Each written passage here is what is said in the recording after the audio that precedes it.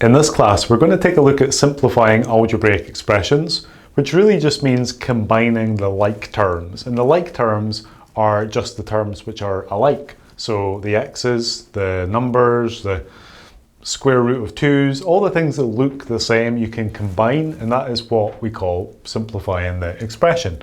So we've got these different formats of examples here, but essentially the way that we're going to simplify these is the same in each one. We're just going to look for things that look the same, the like terms, and combine them. So we'll start with this guy here. So notice we've got two x terms and then a number term. Just remember that in algebraic expressions we call each of the bits, each of the parts, the bits that are separated by the plus or the minus, a term. So that's a term, that's a term, that's a term. So we're adding these three terms in this case. In this one we've got four terms. Two of them are number terms, two of them are variable terms, algebraic terms. Here we're going to combine the two like terms, which are the x's. So this is 1x. Remember, if an x is just on its own, it means like 1x. Any variable on its own means like 1 times that variable. So we've got 1x plus 2x, so we just add those together to get 3x.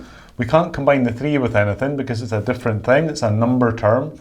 So we just get 3x plus 3, and that's that expression fully simplified. That's all we have to do. Taking a look at this guy, so just scanning across, we see we've got an x term here, we've got an x term here.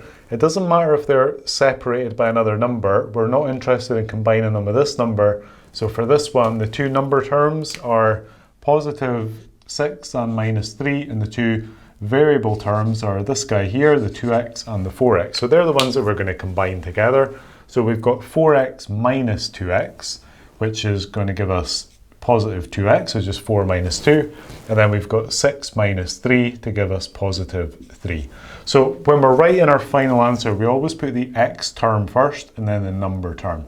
If there was like an x squared and an x and a number, you would put the squared term first, then the x term, and then the number. So we call that descending powers of x, or descending powers of the variable, and that's just the format that we look for. If you did write this one the wrong way around, if you wrote that as 3 plus 3x, it's not terrible, it's not quite right, it's kind of grammatically wrong, I guess, but it's still, these guys are the same thing, it's just that we prefer to have it in this format. Okay, so turning to the third example, just going to do the same thing. We're scanning along, we're seeing we've got a 2x and then a minus 9x. So if we combine those, 2 minus 9 is minus 7x. That's gone into the negatives. And then for the numbers, 5 minus 2 is positive 3. So what I just said a moment ago about generally writing them in these formats with the x term and then that descending power, so the x term and the number term, that is true. The only exception to that would be if you've got a negative here, we tend to not like to have negatives on the left-hand side. So if you've got a negative like hanging out the left-hand side, as we sometimes call it, we don't like that. So we tend to spin that around and put the positive 3 first, which we can just write as 3. You don't need to put the positive there. If it's a positive first, you just leave it as like 3, and then minus 7x. So again, these two are the same thing, just written in a different order, but that order here has been dictated by this negative.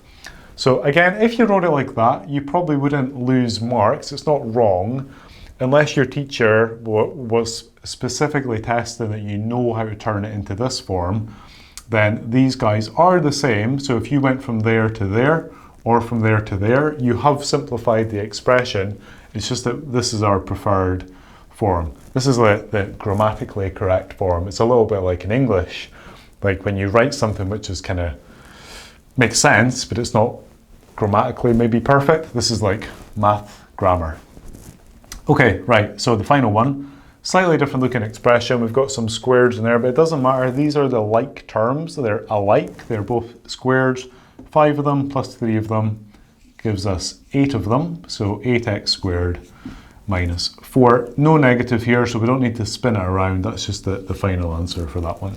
So simplifying algebraic expressions just everywhere in math. So you've got to get really comfortable with this. If you're doing any kind of course that's got algebra in it, which pretty much most math courses do, then this is really a core skill.